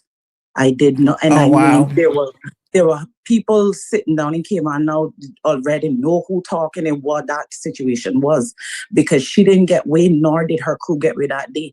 Because like the same Jamaican situation you're talking about, Jamaican and me too. But the part of the Jamaican she didn't know, she got some rock stone, right? She got not even the car she was in could have covered them. She sit down listening. She got some rock stone that day. It was not something nice because she provoked the wrong set of people. People that are not looking problems with you is not people that you look problem with. But the little girl is trouble. I'm not here to bash anyone because I have children. Yeah. But the young lady is trouble, Miss Sandy, in many ways. Schooling in Jamaica, yes, ma'am, it is a thing. My 22-year-old schooled in Jamaica. He did not come back to Cayman until he went to middle school. Yes, ma'am. And now he's in university on his last year of his, I think, master's, I think. So, yes, it is a thing. But like the person commented, the household where they go up around. Because my son can't tell you about gunshot in Jamaica. He can't tell you anything bad about Jamaica. It was like he was in a world by himself where no crime exists. Yes, you know, people differentiate and say they wouldn't send their children away. I understand that. But I wanted better education from mine. Where I come in from, none of us now went no college. None of us. We gave trouble too. We went to community run up and down. You see what I'm saying? I don't want that for mine. So my son did do that, you know, split studying where he lived in Jamaica for a while in school. Beautiful homes he went to and they were mostly family. Thank God for that.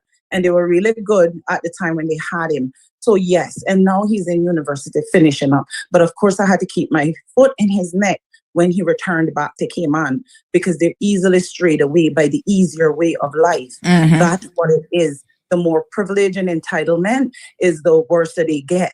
And so I had to keep my foot in his neck to let him know that's not the case. We already come from poverty and struggling beginnings. We can't make that be none of our ends. Not for me as your mother. I'll fight through that in every way to make better of you. So they troubled in many ways. Jamaica split study in Miss Sandy is a thing.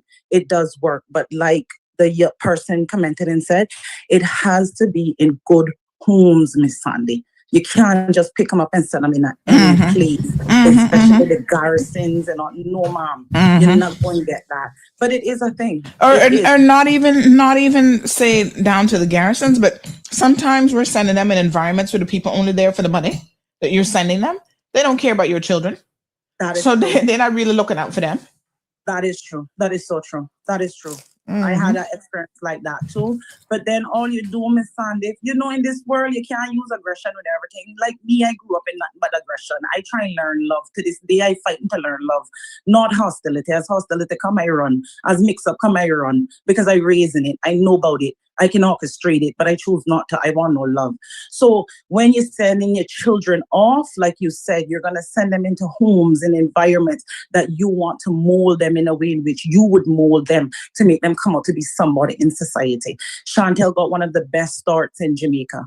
If she had put her head to the books and the environment she was in, she made it known to her mother and they sorted out, she would have come back brilliant. I love Maliki. Give me Maliki any day of the week.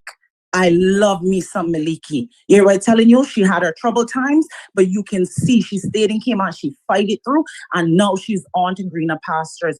Chantel can do the damn same. She can do the same. She has the same tools, she has the same help, and she also has the same, what you say, entitlements and privilege. It's there. She can do it. And the thing is not to bash, because like I said, I had a very negative encounter with her, but not to bash her, just to tell her that these streets don't love you, baby. They don't love you. Exactly. These streets don't got nothing for you, and everybody that you sitting with, baby, that's where they want you next to them. Because the day you start to elevate, Chantel, I'm telling you, they're not be your friends no Exactly. more. They're not gonna like you no more. That's right. They're right telling you. And it's always up. She got too many charges on her now to be encountering anything else. And I just want to be the one Caymanian to say encourage instead of look down at. We all get rough start. We all come out from something without a gold spoon or a silver spoon in there. Some of us, yam out a wooden spoon. We get that. But at the end of the day, that's not our final stories. It's not. And Chantel need to understand that. And as our Annie, I'm happy you have the talk show so that we can reach out. People like myself, because like I said, I encountered with her negatively, but I would like to uplift her positively. You can do it. The jobs I see that young lady run through, Miss Sunday, children sitting down there waiting. Can't get that kind of job. That's true. So that tells me she not no dummy. Yeah, exactly. That tells me she not no dummy. You hear what I'm telling you? And her very mother struggled with her. She helped her in every which way she could have. You hear what I'm telling you? She couldn't even have her in the same house of her because Chantel just wants to destroy. She don't want nothing positive. It has to be negative and violence. And, you know, come on, man. Come on. I know you're saying I'll go up by the prison and look for Miss Sandy, but at least send out words of encouragement to her. I saw Michael Beasley, the NBA basketball player, talk show on the Shade Room with Shannon Shea, and I really was touched by it, and I really just feel like it changed me in the way to say that instead of we bash while we highlighting, let's highlight and show some positivity out there, because Chantel can be the next ambassador of something or the next leader of something tomorrow morning. And this would be a story she can go into school and share video evidence, data footage to say that that's who she was, but that's not who she is today. Those are my words of encouragement to her. If nobody not giving her none, she can come up above that water. Do not go and drown, baby love. Anger is in all of us. Rage is in all of us. But how about you love and love, Chantel? Learn how to do it in love. Learn how to do it in a peace and walk away. Because you know you can fight. You know you can this. But do you know how to love? Do you know how to bring positivity? Do you know how to get up and say, today could be a good day for Chantel and not a crowd, not the streets? That's all I have to say in regards to that, Miss Sandy. Thank you. Continue with your show. Bye, Cayman people. All right. Thank you so much. 936-2626 phone lines are open. And yes, I mean, listen, it is a very sad situation. And I'm glad that that young lady can talk about, you know, the personal experiences that she has had with Chantel, because the truth of the matter is, I think most of us can obviously look at this situation and see that Chantel is carrying a lot of emotional baggage, that she is very, very angry at the world, but that doesn't get you anywhere. You know, you're going to run out of opportunities. So, I mean, I think it goes without saying that Chantel knows that if she wanted to make better choices, you would have a better outcome. But I'm glad that that lady said, you know, let's give her some encouragement. Yeah, that's fine. But my encouragement is going to be, if you don't turn this around, the outcome for you is not going to be a positive one. And I'm glad that she mentioned these so-called friends that you have that are hanging out with you, encouraging you in your badness. I didn't even know anything about this group of guys that she's talking about. But let me say this much. Those people, as she rightfully said, the second you try to elevate yourself in life, those people are never there for you. That's because they don't want you to do any better than them. What you have in common, the commonality, is that you're out here in these streets trying to run this thug life, this hood rat life, whatever, and that's when they want to ride with you. They're not going to ride with you when you're trying to do something positive and make something good out of your life. And isn't that a sad indictment? But it speaks to their mentality and who they are. If you are around sensible, right-thinking individuals, they would be trying to elevate themselves and elevate you at the same time. But that's not the type of company, unfortunately, that you're keeping. So, the company that you keep certainly says volumes about who you are. And it also says a lot about what you've attracted and who they are as well. Now, you fall flat on your face the day you not got no money to go brunching. You don't have no job. You don't have nothing. How many of those so-called friends are going to be giving you a plate of food? Ask yourself that question, right? None is the short answer. All right. So this person says, yes, self-accountability is a problem. They don't want to face the consequences of their decisions.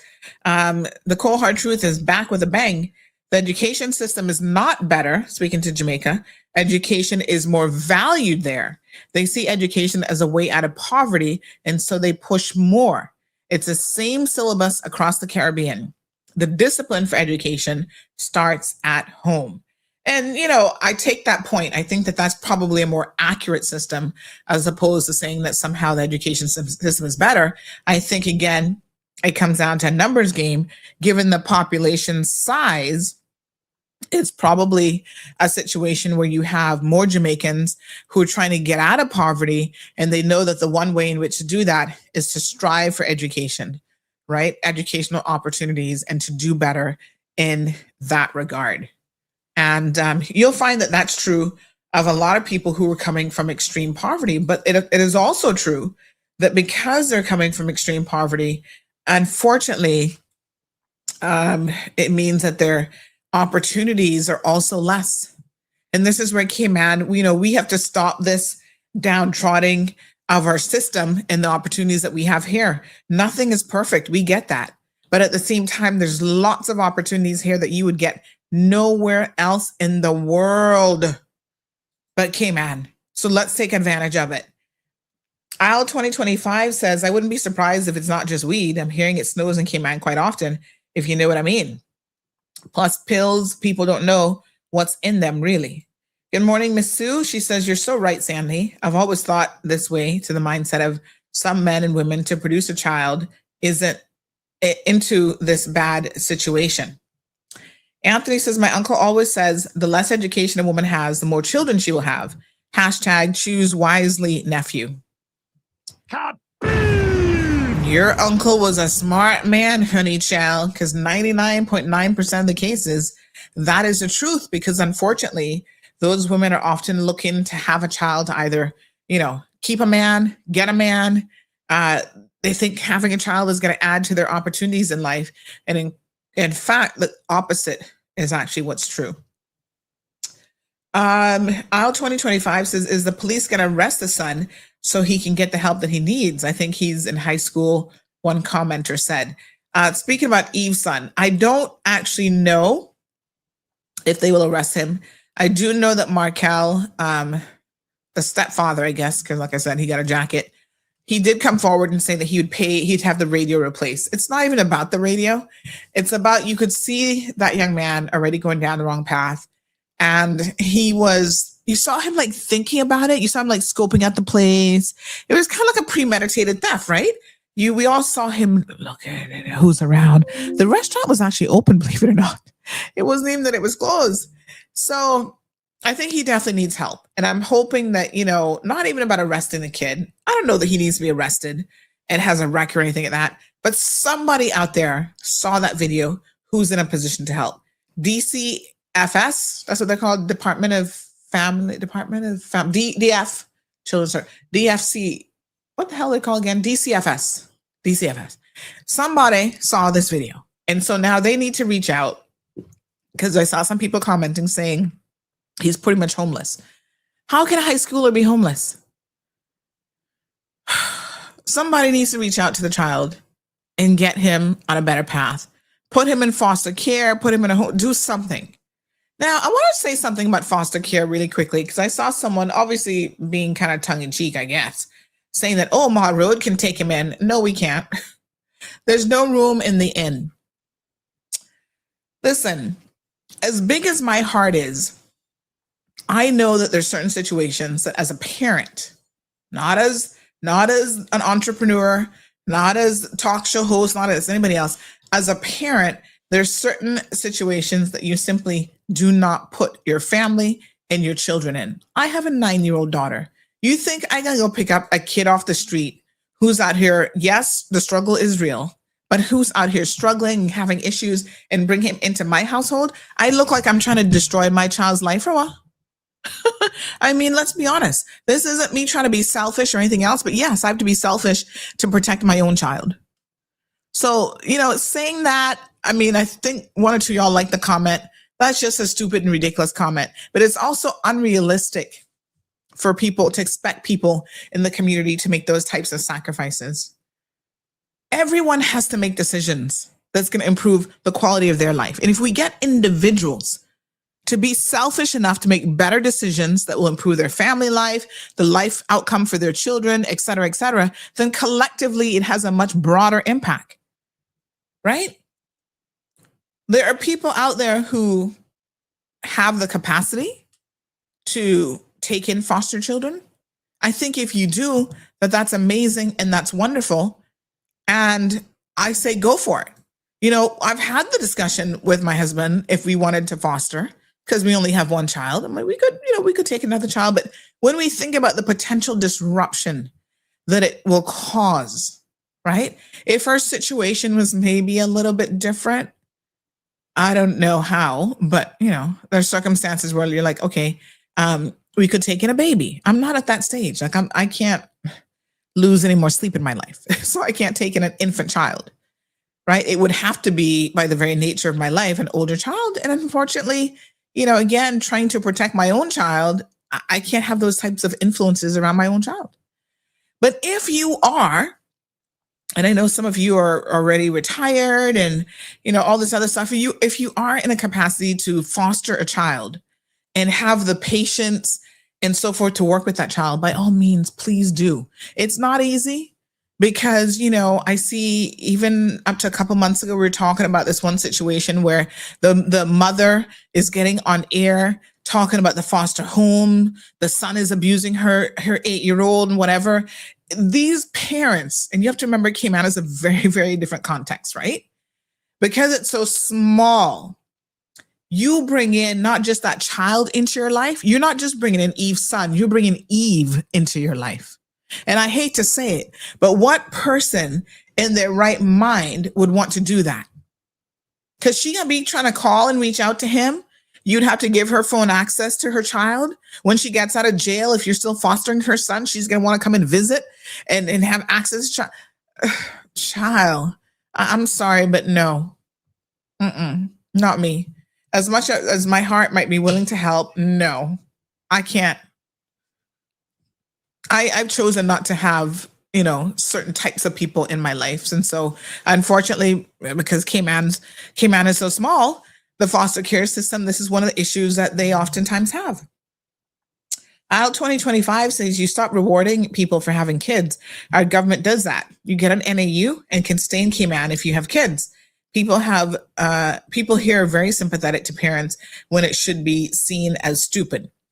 One question that somebody asked me, which I don't really know the answer to, is they were asking me whether or not Eve will actually be deported when she gets out. And I said, I don't know. That's a good question. She should, with a conviction of over 10 years. She should be deported, but of course we know she had claimed these anchor babies to be able to stay.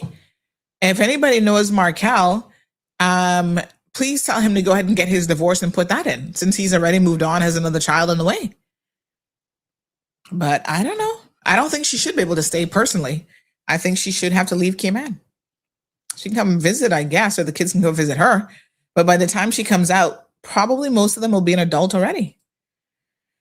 Anyway, Sue says, Santa, you'd be surprised how many young people in school are homeless here now. So sad. Really? I mean, I would like to have some real numbers on that. I mean, I would be surprised, yes, at any numbers, but I wonder if we couldn't get some real numbers from somebody in the know. All right, AJ says, Mandeville folks, I have family from there, as well as friends and some acquaintances, so I can understand. They're not all the same, but I completely understand. Moya, good morning. Moya says, truth, your childhood experiences does not have to hinder your adult progression. You can fall many ways, many times, but it's your motivation and fortitude to keep you climbing higher in life. So girl, evaluate and make the necessary changes. Yes, to Chantal and all of the other people in her situation, because certainly she's not the only one.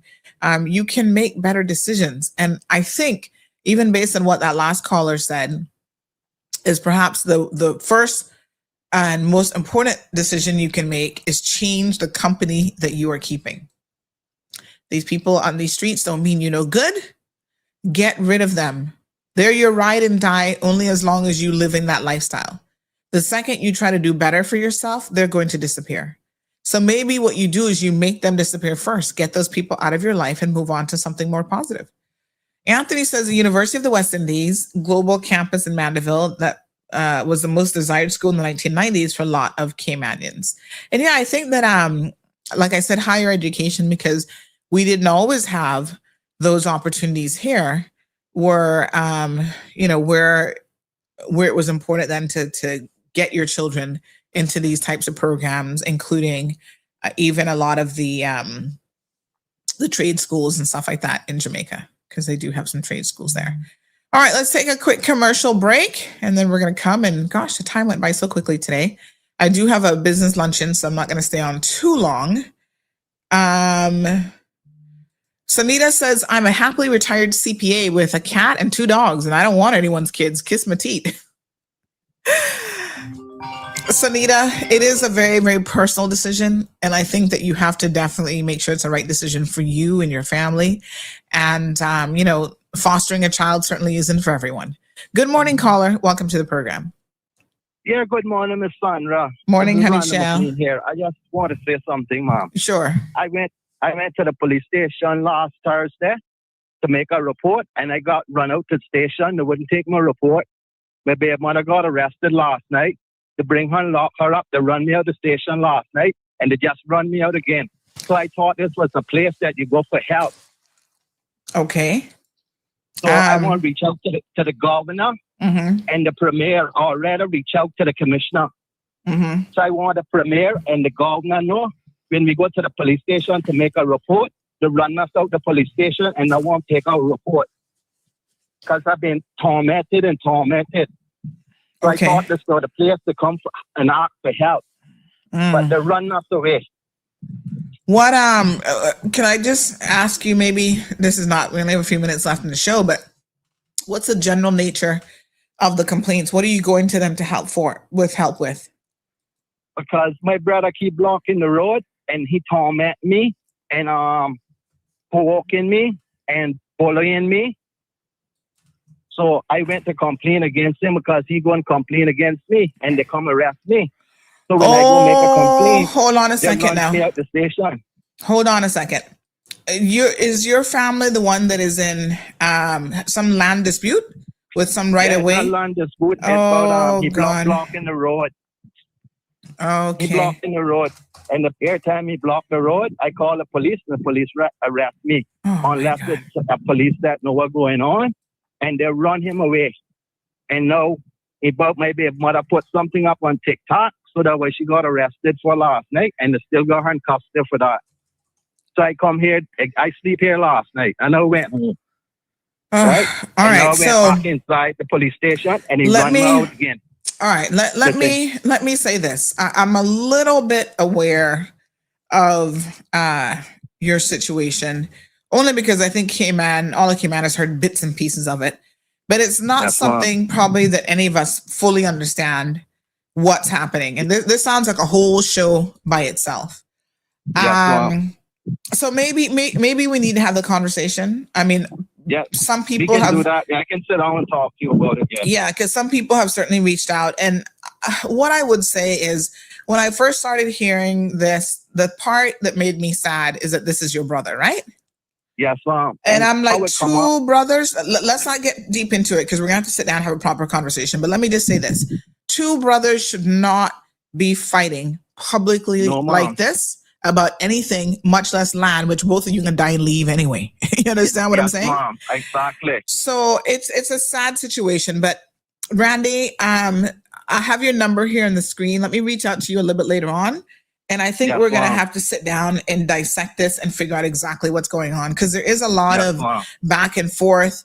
And this one said this and that one said that. We need to get to the crux of it and see what we Yes, have Mom. in terms of documentation, because I think as brothers, your mom is still alive. Yes, Mom. She's I'm- 91 now. I'm sure your 91-year-old Caymanian mother raised you both better than this.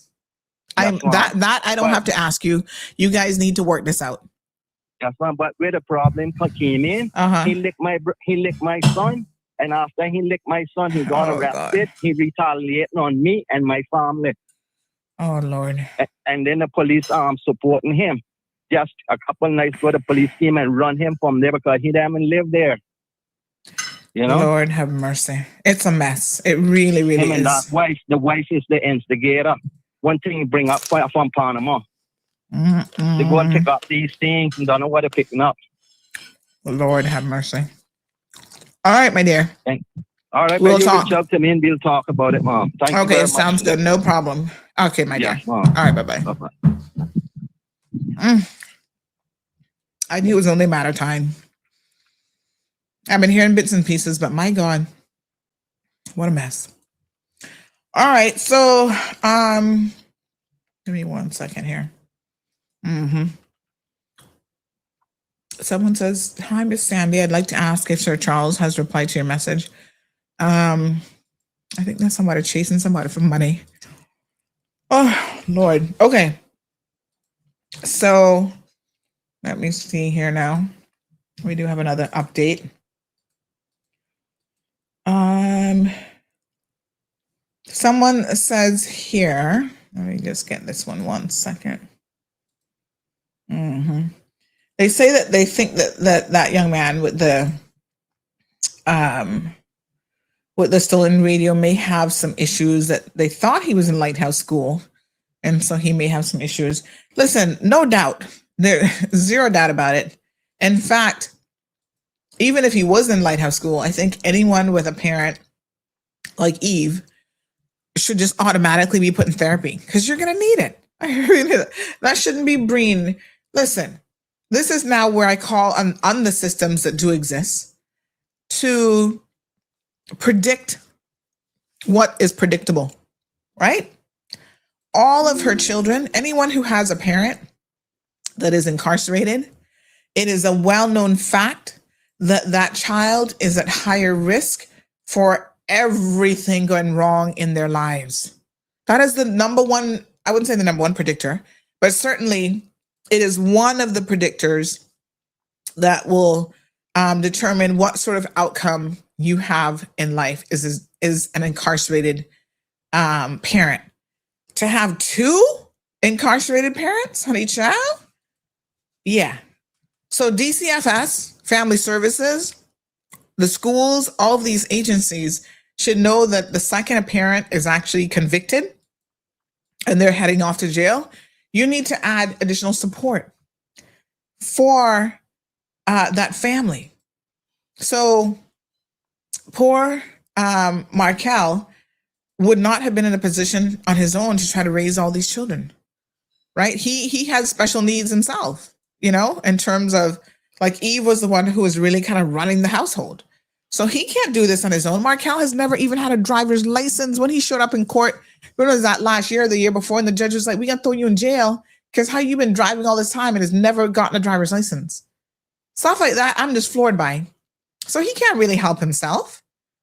He needs help to be able to help himself. And especially when children are involved. So this person says, Sandy, his divorce is already in and he's taken her papers. Well, he can't take it, but I guess they're saying he told immigration to deal with it.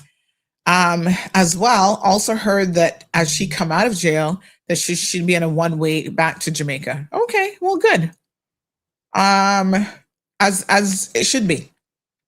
You don't get convicted for this serious of an offense in this country, no matter who you are, right? And get to remain in the Cayman Islands. Mm-hmm.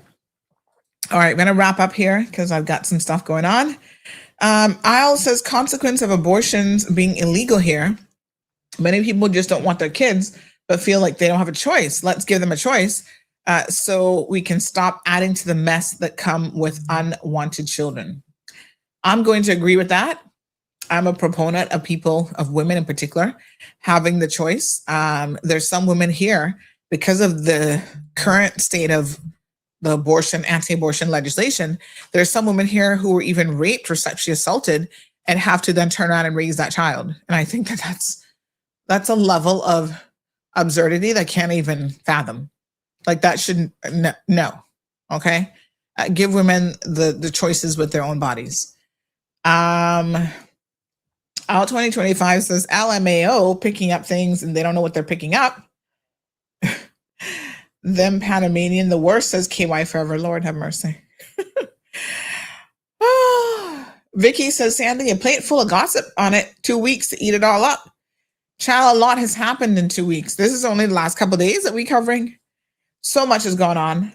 Okay, so we're going to take our time. Thank you. Abby says, but wait, class is back in session. Yes, honey child, we came back. So we're going to get through it slowly but surely. So Monday show, it's not a holiday on Monday. Monday show will be Cayman Prep. So for Cayman Prep, we got to talk about the naked administrator. Someone has been messaging, I don't know if it's him or his friends or whatever, talking about, oh, you need to take that picture down. You don't have permission. Child, you gave us permission the second you posted it on Instagram.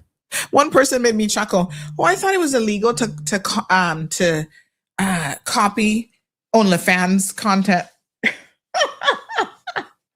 Maybe he should have an OnlyFans account, but that's not where he posted this. He's posting this like on Instagram.